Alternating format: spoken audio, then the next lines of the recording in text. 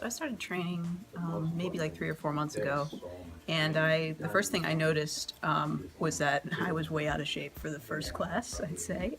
But there was some great instruction, really respectful, really helpful people, and from there I got a lot stronger and a lot more flexible. My breathing was so much better, and as I saw the benefits improve, I just kept coming, and that's why I'm still here. So I used to have a foot injury. I couldn't actually bend my feet that well, like push-up position, and a lot of the work that we do here, you have to get up on your toes, and it's really helped to stretch out that old injury better than some of the physical therapy I've done. And also just a lot of upper body strength. I can feel that I have shoulders now. Really, yeah, a lot of strength there, and just in general being able to move my body a lot better.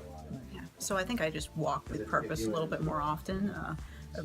Most of the time when I used to be walking around work or just walking around the park, I'd be letting thoughts get into my head, just getting a little jumbled emotionally. But now I'll just walk with purpose down the hallway. Like this is what I'm doing today for work, or a walk in the park isn't like I'm going to walk in the park, but it's a great.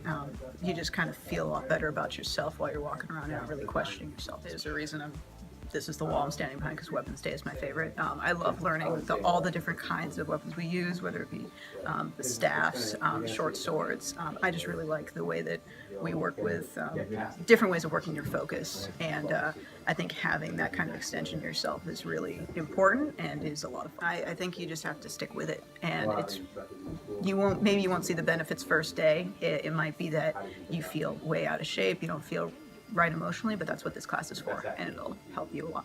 Okay. Nice.